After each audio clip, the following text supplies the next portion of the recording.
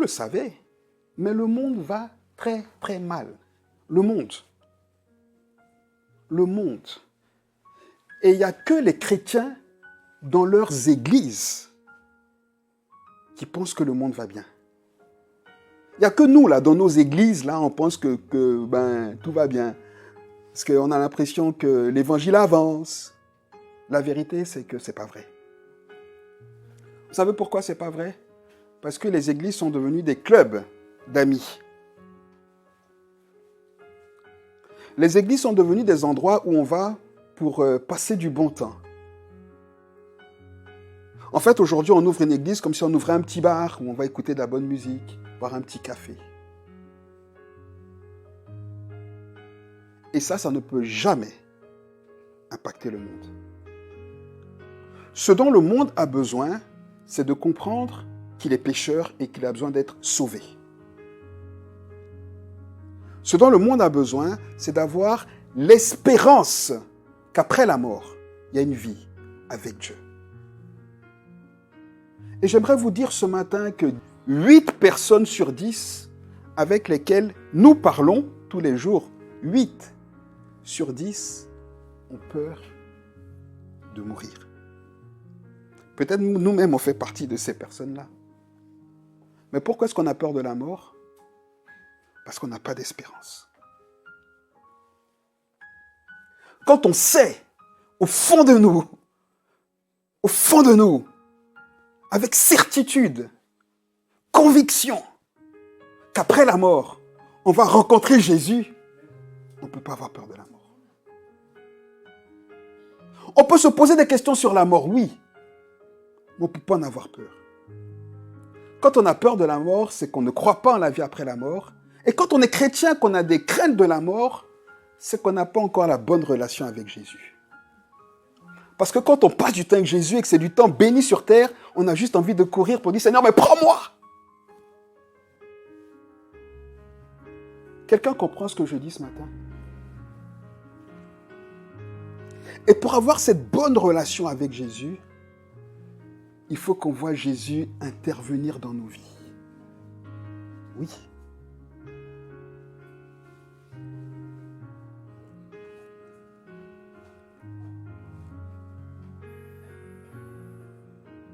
Si quelqu'un dit être notre ami et qu'il n'est jamais là quand on a vraiment besoin de lui, ce n'est pas notre ami.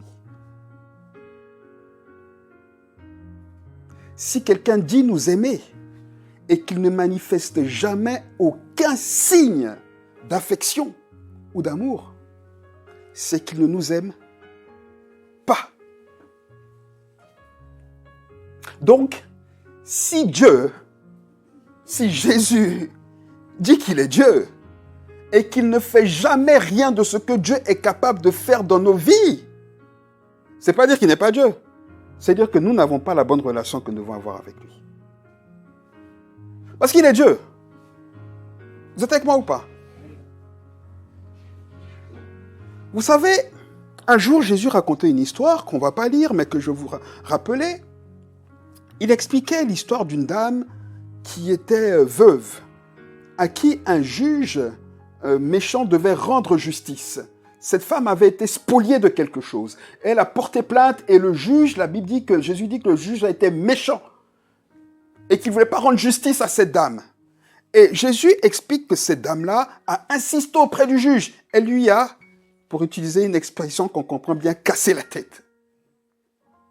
Au point où ce juge méchant a dit, bon, ok, moi-même je sais que je suis méchant, mais elle me casse tellement la tête que je vais lui rendre justice. C'est-à-dire, à cause de l'insistance de cette dame, le juge, il a renié qui il était.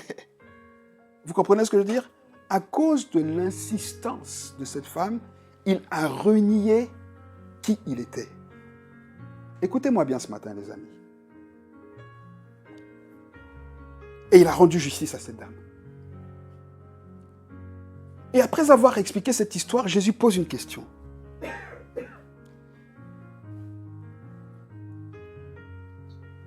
Il dit, y aura-t-il encore de la foi sur terre quand le Fils de l'homme reviendra? Cette question-là, on l'a mal comprise. Ça ne veut pas dire que les gens ne croiront plus en Jésus quand il reviendra. Non. Non. Jésus dit, est-ce que les gens croiront que je suis capable de faire ce que je dis que je fais quand je reviendrai? Ça veut dire que la question que je dois nous poser aujourd'hui, c'est qu'en tant qu'Église, on croit en Jésus. Amen. C'est pour ça qu'on est sauvé. Par contre, on ne croit pas que Jésus peut faire tout ce qu'il a fait dans la Bible pour nous encore aujourd'hui. C'est ça le problème. C'est pour ça qu'on n'a pas la bonne relation avec lui. Parce qu'il n'intervient pas dans nos vies. Parce que pour qu'on ait la foi en lui, pas la foi qui sauve, mais la foi qu'il agit, la foi qui ouvre les portes, il faut qu'on croie, pas qu'il existe, mais qu'il est capable de faire ce qu'il dit qu'il fait. C'est pour ça que Jésus dit, y aura-t-il encore de la foi? Est-ce que les gens auront encore assez de foi pour me demander des choses, pour croire en moi, pour que j'intervienne dans leur vie quand je reviendrai? C'est ça qu'il dit.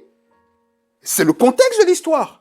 Parce que cette dame-là, elle a insisté. Et Jésus, avant de poser cette question, il dit, mais si ce juge méchant, par nature, s'est renié parce que cette femme lui cassait la tête, moi, Dieu qui suis bon, est-ce que vous pensez que vous avez besoin de me casser la tête pour que j'intervienne pour vous?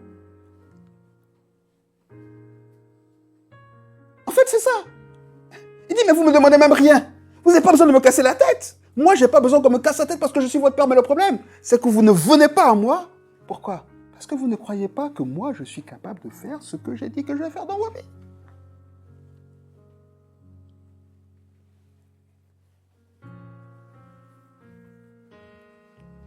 Je vous mets au défi, beaucoup ici, là. Des fois, vous êtes dans la rue où vous parlez avec quelqu'un, vous voyez quelqu'un, puis vous avez envie de lui annoncer l'évangile. Je crois. Et souvent, le diable envoie des pensées dans vos cœurs. Tu crois que ça l'intéresse? Oh, et puis. Mais Dieu s'en fout que ça l'intéresse ou pas. Il y parle, moi je vais faire le reste. Mais nous, non. On ne croit pas. Mais on va venir à l'église ou rentrer dans la chambre pour dire, Seigneur, tu es tout puissant. Il est tout puissant où? Dans notre chambre et à l'église.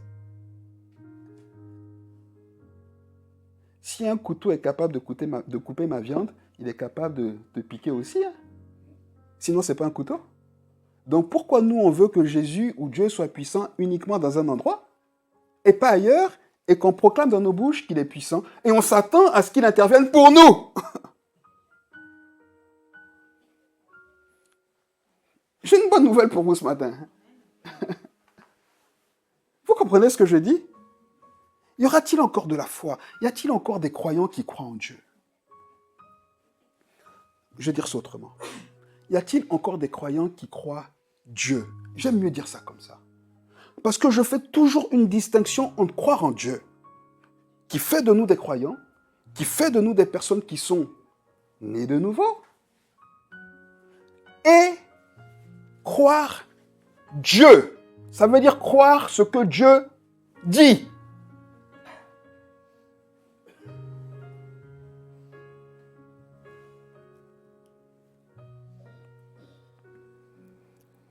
Laissez-moi vous parler ce matin d'une dame. Ces quelques jours passés là, je ne sais pas pourquoi, mais j'avais l'histoire de cette dame, les paroles que Jésus a dit à cette dame tournaient dans mon cœur. Et donc, j'ai été relire ce texte que vous et moi connaissons, j'en suis sûr, presque par cœur. Et quand j'ai lu ce texte, que je connais évidemment, mais quand j'ai relu et relu, je me suis rendu compte qu'il y a un mystère là-bas à côté duquel on passe toujours. Que j'aimerais pas vous enseigner, parce que vous le savez, mais que j'aimerais vous rappeler. C'est la femme cananéenne. Ou dans d'autres versions, la femme syrophénicienne. C'est la même chose.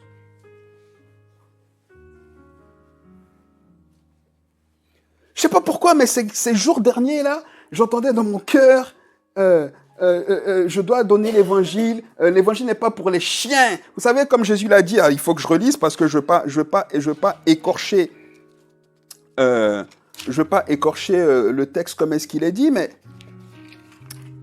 donnez-moi une petite seconde que j'aille le chercher. Je vais le lire, je pense, plutôt dans Marc 7. Je vais le lire dans Matthieu, mais je vais plutôt le lire dans Marc 7 parce qu'il y a là, ici, quelques nuances que j'aime bien. Autrement, il est dans Matthieu 15, mais dans Marc 7, les paroles que j'avais dans mon cœur, c'est au verset 27, Jésus qui dit « Il n'est pas bien de prendre le pain des enfants et de le jeter aux petits chiens. » En fait, Jésus a traité cette femme de chien. Jésus.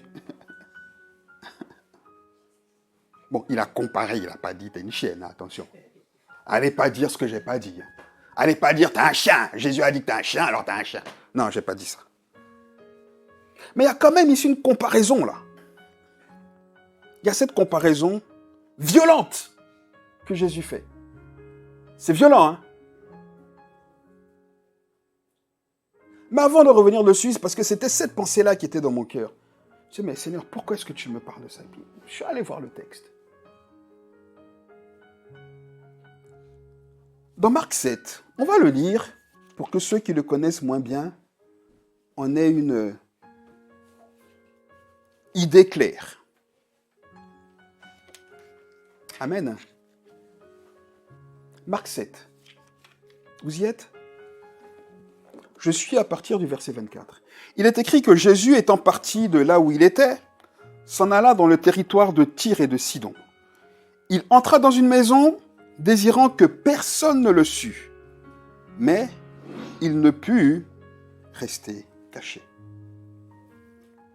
Car une femme dont la fille était possédée par un esprit impur, entendit parler de lui et vint se jeter à ses pieds. Cette femme était grecque, syrophénicienne d'origine, ou cananéenne, ailleurs. C'est la même chose. Et elle le pria de chasser le démon hors de sa fille. On a là un petit lien avec le juge inique et la femme veuve, n'est-ce pas? Elle le pria de chasser le démon hors de sa fille. Et Jésus lui dit, « Laisse d'abord les enfants se rassasier, car il n'est pas bien de prendre le pain des enfants et de le jeter aux petits chiens. » Jésus dit, toi, tu dois te contenter de miettes. Moi, j'aurais pas aimé. Hein. Ah non, moi, j'aurais pas aimé. Donc, en fait, tu dis que moi, je dois me contenter de tes miettes, c'est ça? Mais tu te prends pour qui? Non, tout le monde va dire, c'est Jésus. Bon, je me tais pour l'instant. Ok.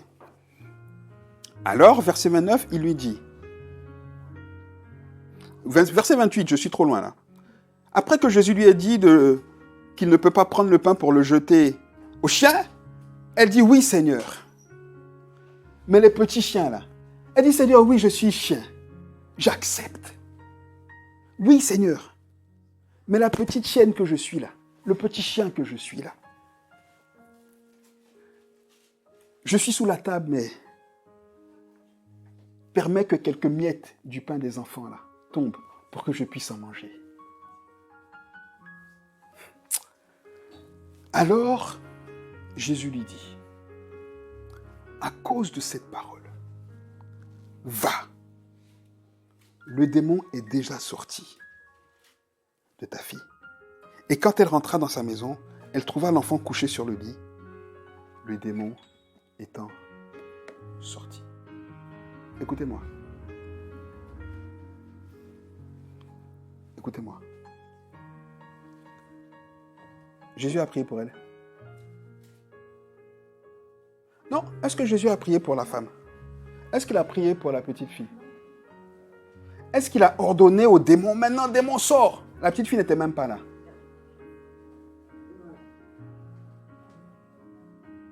La foi de cette femme a été chercher quelque chose chez Jésus qu'il ne pouvait pas retenir. C'est la foi là qui a bougé Jésus. Elle n'a pas... Nous les chrétiens, on est toujours à chercher la prière. Jésus dit, il y a une foi qui fait que tu n'as pas besoin. qu'on prie pour toi. Tu n'as même pas besoin de prier. Il y a une foi quand tu la manifestes. Même si je ne suis pas prêt à agir, j'agis. Jésus ne voulait pas agir. Le texte dit que Jésus est allé dans cet endroit-là pour se cacher. Il ne voulait pas qu'on le dérange. Jésus ne voulait pas être dérangé. D'ailleurs, c'est à cause de ça que quand cette femme est venue vers lui, il était un peu agacé. Jésus était agacé. Oui, être agacé, est-ce que c'est un péché? Il veut être tranquille. Non, parce qu'en fait, nous on a l'impression que... C'est ça le problème aussi qu'on a avec Jésus. Oui, il peut être agacé. C'est un homme là. Il voulait sa tranquillité. Et cette femme est venue, nous dit le texte. Elle a crié. Fils de David, mais c'est quoi? Laisse-moi tranquille là. Je vais être tranquille, je vais être en paix. C'est quoi ton problème? Elle a dérangé Jésus. Elle n'a pas hésité à agacer Jésus et à assumer d'agacer Jésus. J'espère que quelqu'un comprend ce que je dis ce matin. C'est ça, là, la foi qui fait bouger Jésus. C'est pas notre petit confort, Seigneur, je t'ai déjà demandé, ben tu sais, maintenant tu... Non, non, non, non. Jésus dit, je vais dans un endroit. Déjà, il faut qu'on parle un peu de cette femme avant de parler de ce qu'elle a fait, n'est-ce pas? Pour comprendre. Tyr et Sidon, c'était des villes voisines. Tyr et Sidon faisaient partie du royaume du papa de Jézabel. Ah!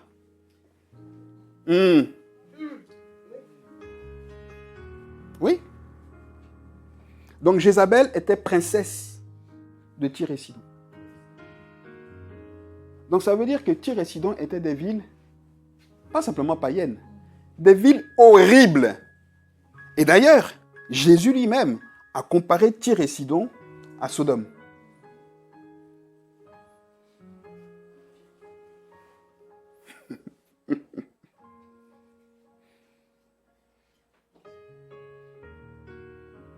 Et cette femme est originaire de cette ville-là. C'est une Cananéenne. C'est une femme qui comprenait qu'elle n'avait pas le droit d'approcher Jésus. Naturellement, c'est quelqu'un qui n'avait rien à faire. Quand on regardait la loi, le contexte, l'histoire des deux peuples, etc., elle n'avait absolument aucune possibilité, aucun droit d'accéder à Jésus. Donc c'est quelqu'un qui normalement devait se dire, alors peut-être que Jésus là, il fait des choses pour tout le monde, mais pas pour moi.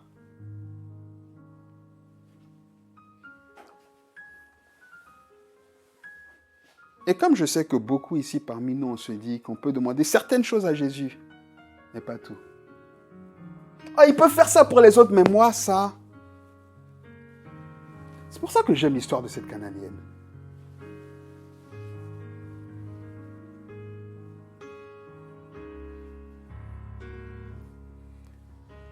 Il y a donc le contexte de la ville dans laquelle elle va chercher Jésus.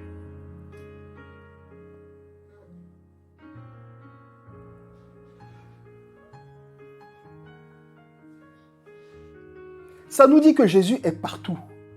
Et Jésus peut agir partout. Quelqu'un comprend ce que je dis ce matin? Oh non, toi tu ne connais pas ma maison, hein, tu ne connais pas ma vie. Hein. Dans ma famille, là, on est tous pourris. Non, moi Jésus... C'est là où c'est pourri que Jésus va pour assainir en fait. Première barrière déjà cassée. Elle va le rencontrer à Tyr et Sidon. Deuxième barrière cassée, elle est disqualifiée à la base. Elle-même, on ne lui a pas dit qu'elle était disqualifiée, elle le savait.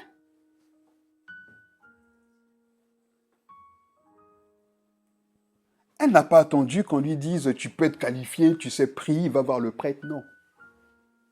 sa foi l'a requalifié. Est-ce que quelqu'un comprend ce que je dis ce matin? Je vous parle de la foi qui fait bouger Dieu. La foi qui fait que Dieu agit. Attention à ce que je vais dire, hein. Parce que je veux bien que vous compreniez, je ne suis pas en train de tordre la main à Dieu, mais il y a un type de foi qui fait agir Dieu, qui contraint Dieu, en fait. C'est pour ça que je dis faites attention. On ne peut pas contraindre Dieu, mais en fait, c'est une foi qui le touche tellement que même quand il n'a pas envie de faire, il fait. Je suis fasciné par cette foi-là. Pourquoi? Premièrement, parce que je sais que Dieu est capable de faire tout ce qu'il dit qu'il fait. Ça, c'est la première chose.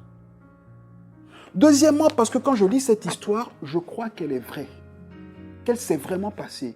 Et que si Jésus a vraiment fait ça avec cette femme, il peut le faire avec moi. Ça, c'est la première chose.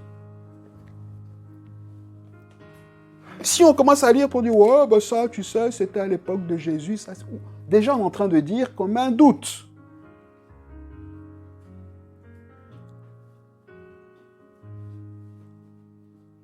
Vous êtes avec moi? Deux barrières cassées, deux manières d'aborder ce texte. Croire que Jésus est capable de faire tout ce qu'il dit qu'il fait et croire que tout ce que la Bible dit qu'il a fait est vrai. Cette femme syro-cananéenne, là, elle est mieux que toi. En tout cas, moi, elle n'est pas mieux que moi. Hein. Vous savez pourquoi? Parce que moi, je crois déjà en Jésus. Est-ce qu'elle était chrétienne?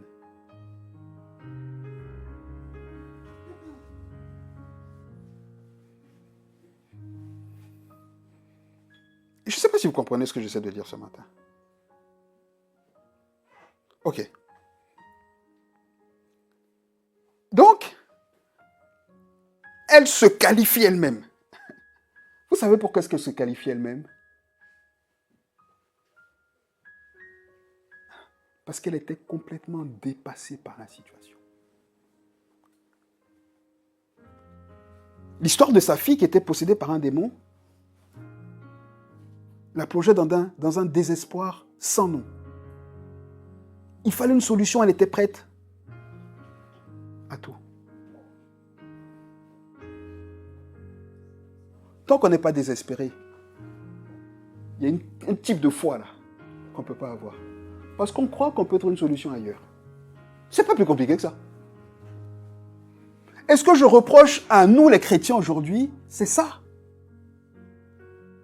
C'est qu'on aborde notre relation à Dieu en disant de toutes les façons, si tu veux. On ne le dit pas dans nos bouches, hein, mais c'est ce que nos cœurs disent. Si tu veux, tu le fais, mais de toutes les façons, peut-être que je vais me débrouiller un peu ailleurs. Mais la bonne nouvelle, c'est que Dieu, quand on parle, il a déjà lu nos cœurs. Hein. Avant qu'on parle, quand on approche là, il a déjà lu nos cœurs. Donc, avant même de tendre l'oreille, il dit, hey, petit, hey, ma petite, hey, ton cœur là, il te disqualifie. Cette femme n'avait aucune autre espérance que Jésus. Mais pourquoi? Parce que la Bible dit que quand elle est venue se jeter à lui, elle l'a fait parce qu'elle avait entendu parler de lui.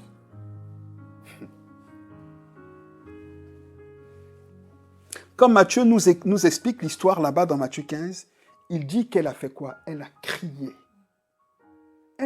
Je dis toujours que quand on aborde Dieu presque au même niveau que lui, ouais, ben écoute Seigneur, ben écoute, tu vois la situation, ben écoute, vas-y, agis, fais quelque chose. Mais Dieu, c'est pas Hugues, là, les amis.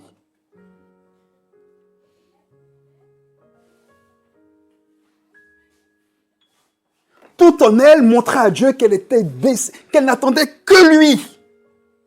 Vous comprenez? Que lui. La Bible dit que là-bas, dans Matthieu 15, la Bible dit là-bas, qu'elle est venue et qu'elle a crié. Les disciples disent, mais il ne veut pas être dérangé, mais dégage. Elle s'en foutait. Ça nous rappelle un peu l'histoire de Bartimée, non? Les disciples faisaient, il est venu se reposer, ma tante est sérieuse, en plus une femme comme toi. Tout ce qu'on peut nous dire, tout ce que notre esprit peut nous dire, ils lui ont dit. Et qui lui disait ça? Les disciples de Jésus. C'était Pierre, c'était Jean, c'était Matthieu, c'était Jacques, c'était pas n'importe qui. Hein. Mais elle s'en foutait. Pourquoi? Parce qu'elle avait entendu parler de lui. Je vais y venir dans 2 minutes. Et qu'est-ce qu'elle a fait? La Bible dit, elle a crié. Elle a crié quoi? Fils comme Bartimée. Fils de David!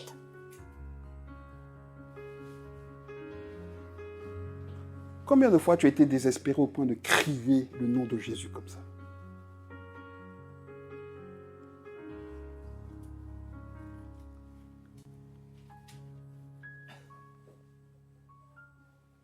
Pour le faire bouger. Pour qu'il comprenne que quand tu viens à lui, tu le fais en croyant que lui seul est capable d'ouvrir une porte devant toi. Parce que quand tu ne fais pas ça, tu es en train de lui dire, je crie à toi un peu, mais j'ai une autre solution.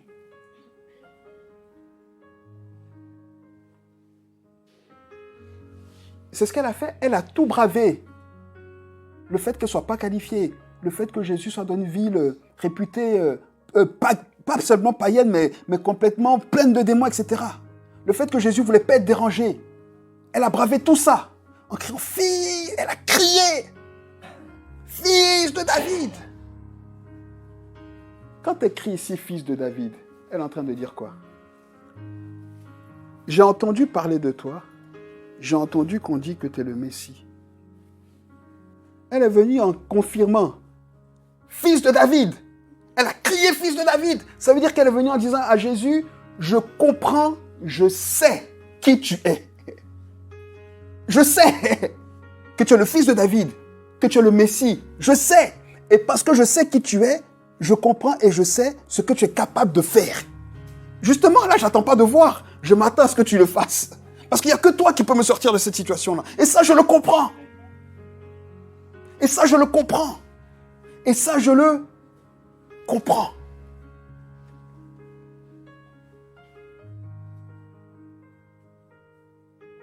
La Bible dit ensuite que quand Jésus vient, avant que Jésus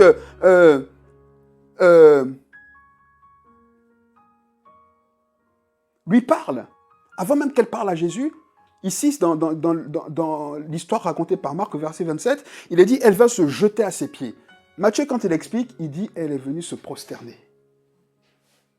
Et le verbe prosterner, il est utilisé, alors j'ai noté à peu près une 50aine de fois, on va dire. Le même mot, là, elle est venue se prosterner. D'accord? C'est Matthieu qui dit qu'elle est venue se prosterner. Et bien, le même mot prosterner, là, le même mot grec, est utilisé une 50aine de fois ailleurs dans le Nouveau Testament. D'accord? Et à chaque fois qu'il est utilisé, ailleurs, à part quelques fois, dont celle-ci, il est traduit par adorer. Le même mot, il est traduit par adorer. Et quand il est traduit par prosterner, il y a toujours la notion derrière que la personne qui se prosterne en sachant qui est Jésus. C'est-à-dire qu'il vient pour l'adorer.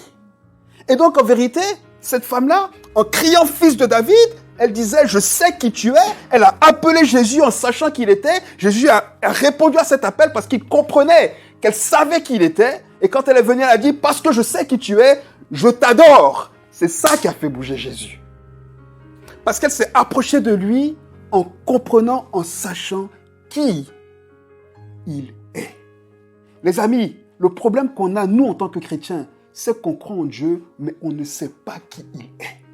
Parce que si on sait qui... Ah, les amis. Non, mais si on sait qui est Dieu... Non, mais moi, écoutez-moi, je ne comprends pas. Si on sait qui est Dieu... Mais notre patron, là, quand on sait que c'est notre patron, pourquoi c'est à lui qu'on va demander une augmentation? Parce qu'on sait que c'est lui qui peut décider s'il nous augmente ou pas.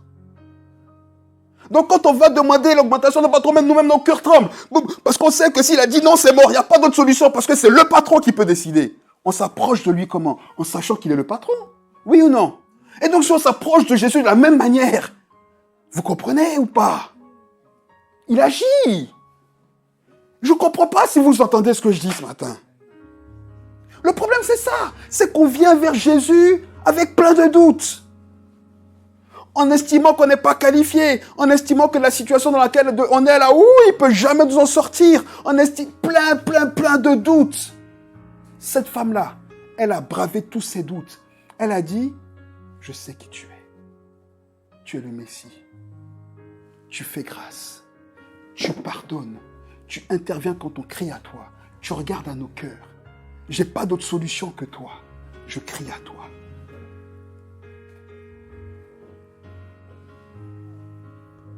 Et ce qui me touche dans cette histoire, c'est que Jésus n'a pas rendu la tâche facile à cette femme.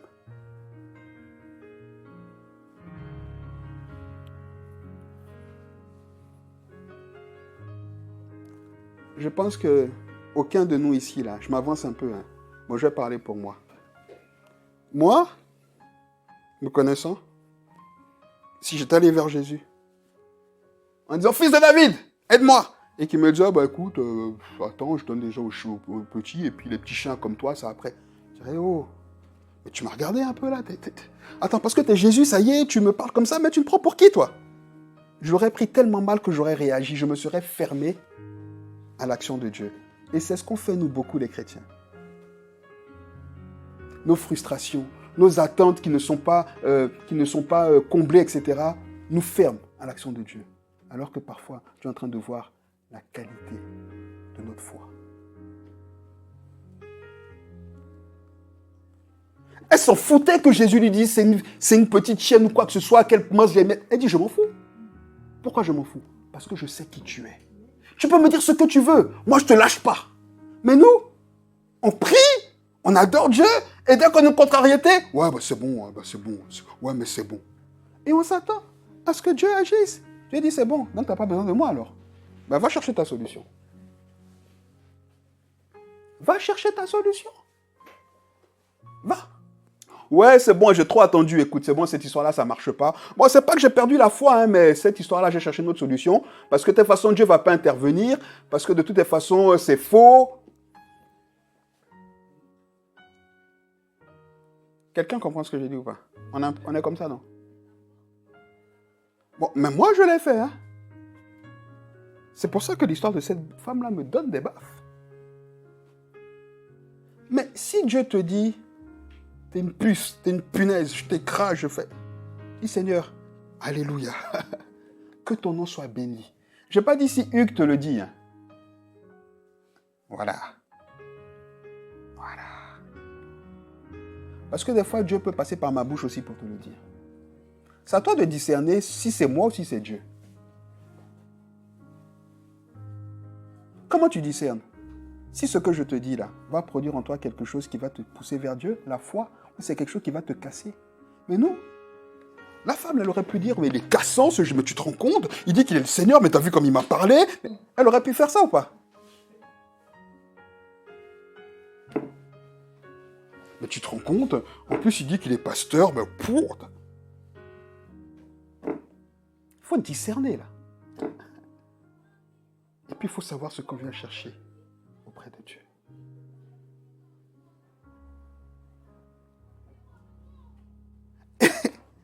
C'est ce que cette femme l'a fait.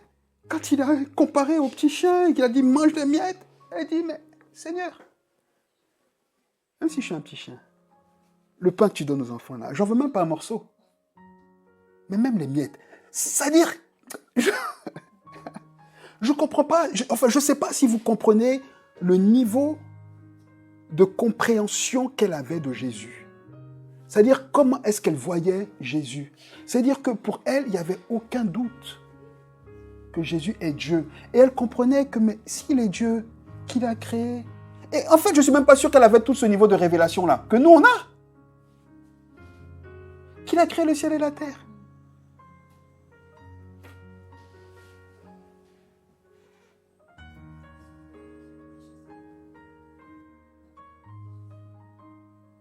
C'est ça. Elle, ce qu'elle avait entendu, c'est qu'il chasse les démons. Qu'il est le Messie. Elle dit, mais devant cette situation-là, qui d'autre que lui? Insulte-moi, fais ce que tu veux. Mais moi, je crois en toi. C'est ça. Nous, non. Dès qu'on est contrarié, je ne prie plus.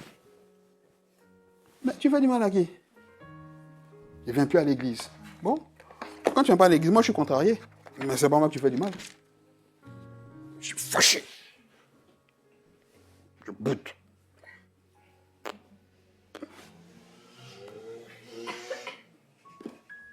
Vous voyez comment on est des gamins. Et on pense que parce qu'on boude, Dieu va venir. Oh, mais tout va bien, mon petit. Non, mais c'est bon, je rigolais. C'est mal connaître Dieu.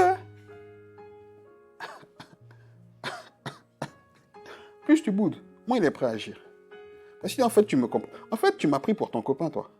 Je répète, je donne pas le pain au petit chien. T'es pas content, fais ce que tu veux. C'est ce qu'il a fait aux enfants d'Israël, non? Il dit, vous allez être en esclavage pendant 400 ans et sortir. Ils sont sortis après 400 ans, pile poil. Oui ou non? Il les sort d'Égypte. Ils vont pas entrer dans le Canaan. Ils font comme je dis là. Tu nous as sortis de là, c'est pour galérer, on ne mange rien, on mange que un machin, un gâteau, on ne sait pas ce que c'est, on n'a même pas de viande.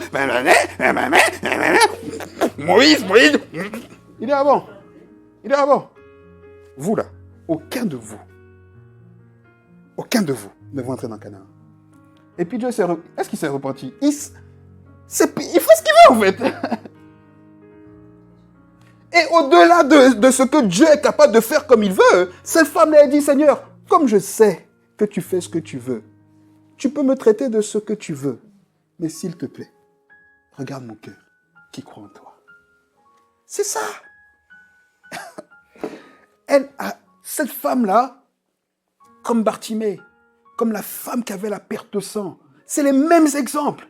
Ils me touchent tellement parce qu'ils avaient ce qu'on appelle la foi des enfants. Et cette foi-là, je la désire tellement. C'est cette foi-là qui change tout. Quand on voit Dieu simplement tel qu'il est.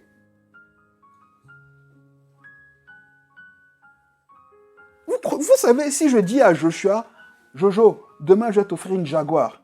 Il aime les voitures. Je vais t'offrir une Jaguar. Il ne va jamais douter que Demain, il va me demander, papa, on va acheter la Jaguar? Il ne connaît pas ma poche. Et je lui ai dit, il croit. Et c'est ça la foi des enfants. Mais nous, toute la nuit, on ne va pas dormir. On va dire, mais est-ce que papa peut offrir la Jaguar? Lui-même, il n'a pas de Jaguar. Et puis, il n'a jamais donné de Jaguar. C'est ce qu'on fait ou pas? Et quand on a fait tout ça, le lendemain, on dit, papa, tu m'achètes la Jaguar? Il dit, mais attends, t'es sérieux là? T'es sûr que je peux? Fais, je verrai. La Bible dit, heureux celui qui a cru sans voir. C'est ça les enfants. C'est ça.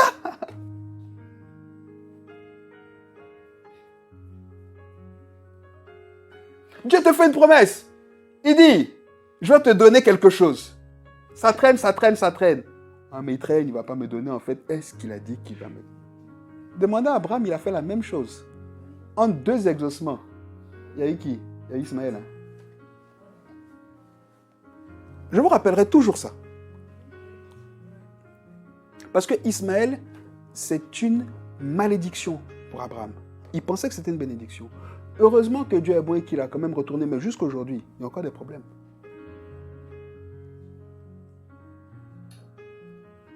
Ok. Donnez-moi 2 minutes, je vais finir pour vous expliquer comment avoir cette foi. Je donne 2-3 éléments. J'en ai donné quelques-uns. Mais comment est-ce qu'on fait, nous, adultes, là, pour avoir cette foi d'enfant?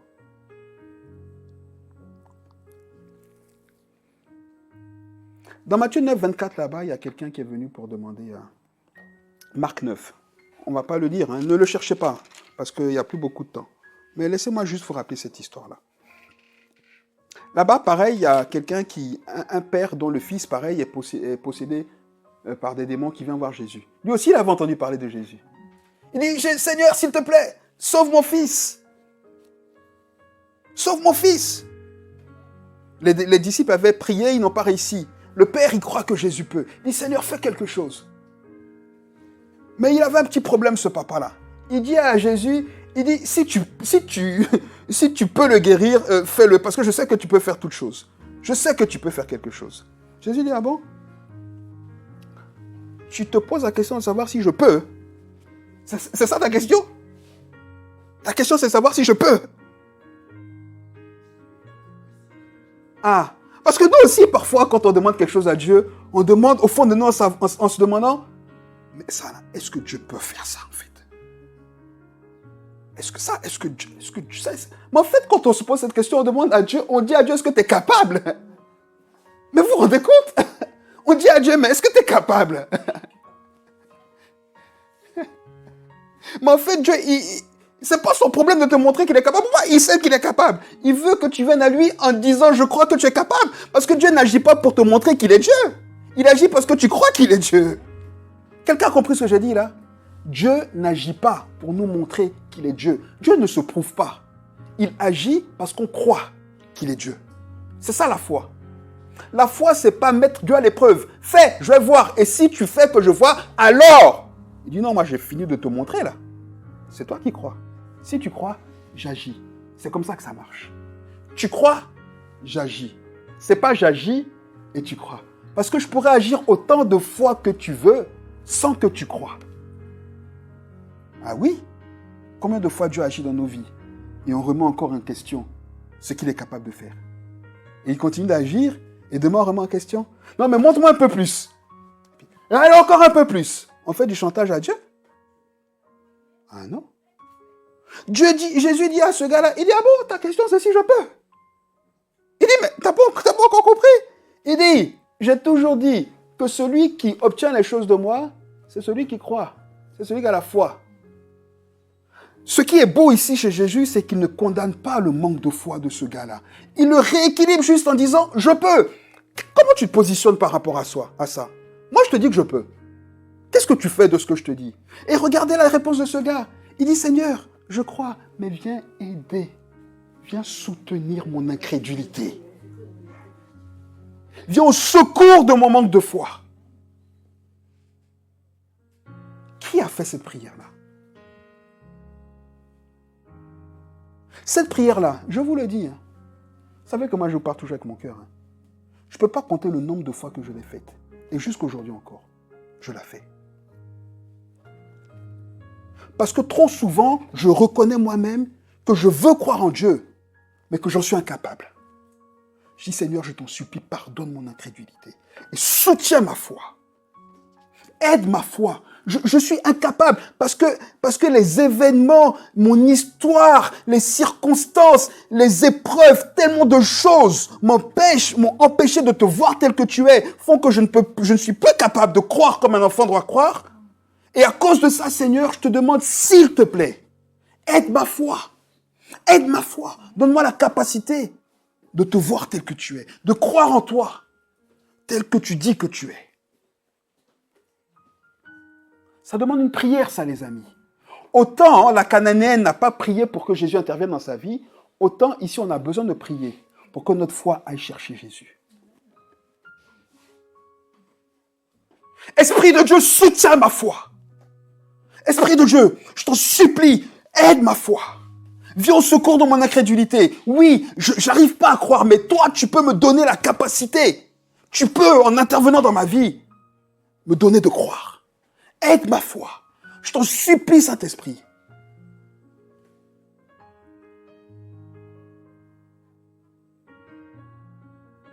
C'est ça. Plutôt que de... Non. Mais on ne peut faire cette prière que quand on croit. Que même si on ne comprend pas, que Dieu est capable. Moi, je dis toujours à Dieu, je dis, Seigneur, tu sais que je crois en toi, mais je ne m'excuse pas, mais regarde mon parcours, regarde les épreuves de ma vie. Regarde des fois comment j'ai galéré et tout ça là, toutes ces choses-là. Mon âme les a gardées et je suis incapable de m'en défaire. C'est pourquoi je prie que tu m'aides à m'en défaire pour te voir tel que tu es. Ah, parce que vous pensez qu'il n'y a que vous qui avez souffert. Non, moi, ma vie, elle est toute rose. Moi, je glisse sur l'eau. Alléluia. Non. Combien de fois j'ai coulé? Quand je dis que j'ai coulé, c'est dire que je suis tombé en dessous de ce que Dieu veut pour moi. J'ai déshonoré Dieu combien de fois? En étant chrétien, j'ai manqué de respect à Dieu combien de fois? Combien de fois? À chaque fois, quand j'ai crié à lui, il m'a tendu la main, il m'a sorti. C'est vrai pour nous tous. Est-ce que je suis disqualifié? Non. Qui me qualifie? C'est Dieu. Au travers de qui? Du sang de Jésus.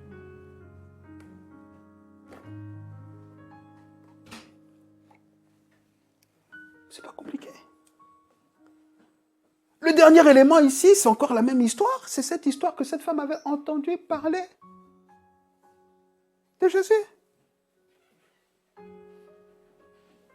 Bon, je vous dis toujours, on ne croit que ce qu'on entend. Je fais une confidence. Vous savez, quand il y avait les élections législatives, là, et que le Front National, le Rassemblement National, c'est ça? Ok. Commençait à monter dans les sondages, là. Je commençais à avoir des craintes. Hein. Je me dis, mais dis donc, ça va se passer ici en France pour nous. Hein. Je pensais à mes enfants, c'est une galère, mais comment est-ce qu'on va faire ça? Et tu sens, le discours te met dans une angoisse. Le discours, hein. J'étais connecté aux infos. Aux infos. Je me réveille, des fois, je ne priais même pas. Je mets les infos pour voir les sondages et tout. Non, parce qu'il faut que vous compreniez que quand je vous dis des choses là, c'est pas que je les ai vécues. Hein. Je ne vais pas vous donner des leçons. Hein. Je ne suis pas là pour donner des leçons. Hein. Donc je commençais à être angoissé. Un jour, le déclic, je vais au supermarché.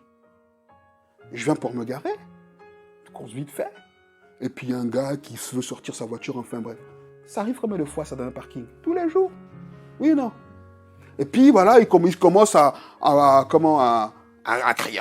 Vous savez, comme les gens sont, il va se plaindre. Et puis bon, mais ça arrive tous les jours. Mais ce jour-là, ma chère est en train de me dire, t'as vu, comme tu vas être galère, c'est parce que t'es noir qui fait ça. Mais rien à voir! Mais rien à voir! Avant ça, j'avais déjà vécu des situations comme ça. Mais tellement je m'étais gargarisé des informations, je commençais à voir des racistes partout. Et je me sentais insécurisé. Parce que quelqu'un me regarde comme ça, et dit, ouh là là là là là là là là là, lui il va me tomber dessus. Mais rien à voir!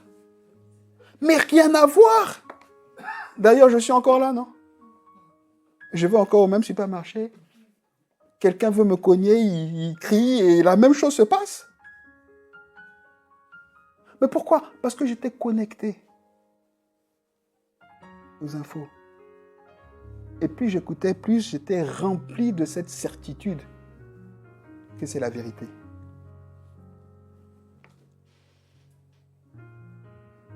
Comment j'ai contrebalancé ça? Je me suis déconnecté des infos. Mais pas seulement. Je me suis connecté à la source de vie.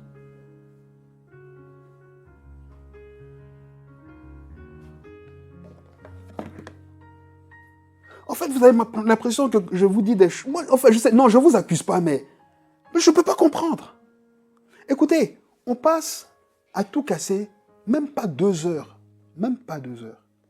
à l'église par semaine. Vous vous rendez compte?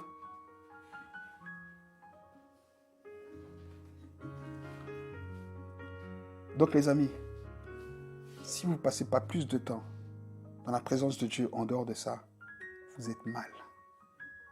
Vous ne pouvez pas avoir la foi. C'est impossible. C'est impossible.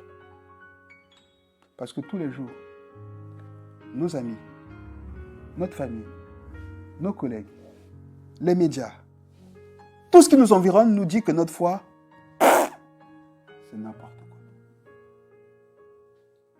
Sérieux? Un gars qui est ressuscité, mais tu crois, toi?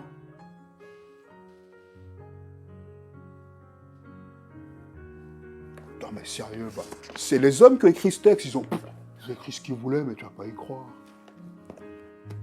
Et c'est à ça qu'on est connecté. On est connecté non seulement à ça, mais en plus on est connecté à quoi? Vis ta vie! On n'a qu'une vie! Regarde, même, épanouis-toi! T'es jeune, épanouis-toi! Ce que tu fais maintenant, tu ne pourras pas le faire plus tard, alors profites-en. Donc on est toujours en deux. Est-ce que c'est vrai? Est-ce que c'est faux? Est-ce que je loupe quelque chose ou est-ce que je suis dans le juste? Comment on va avoir la foi en Dieu comme ça? Dites-moi. Non, dites-moi.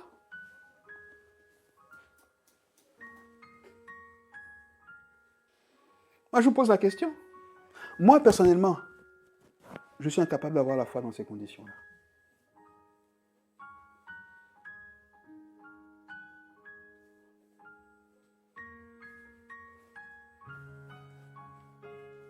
Il y a quelques mois en arrière, là, je vais finir avec cet exemple-là. J'ai pris une décision. Parce que pendant longtemps, ben je vais le refaire de temps en temps, mais pendant longtemps, j'écoutais tous les prédicateurs qui racontaient des bêtises, en fait. Mais juste pour me rendre compte et pour identifier toutes les âneries qu'ils disent et qui font du mal au peuple de Dieu. Le but est bon, hein? Pour moi-même me remettre en question et puis essayer de rééquilibrer, enfin, je faisais ce travail-là. D'accord? Mais je me rendais compte que je commençais non seulement à être addict à ça, et que finalement, l'un dans l'autre, à force d'écouter,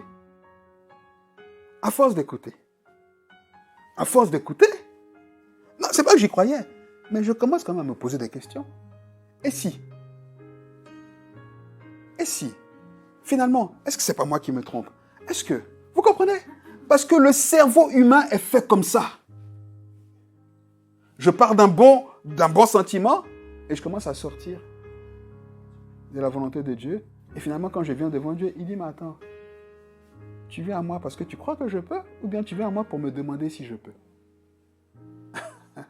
Vous comprenez? Parce que le diable, il est rusé. Il est rusé. La moindre petite occasion, il nous fait une sortie de route, vous savez, gentiment. Il crée un virage qui n'en est pas un.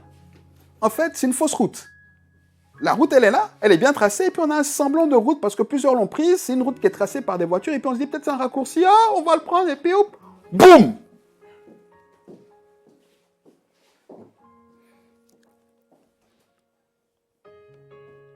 Vous êtes avec moi ce matin ou pas? Pour avoir la foi d'enfant, on peut le demander à Dieu. Et on reste connecté à ce qu'il dit qu'il est.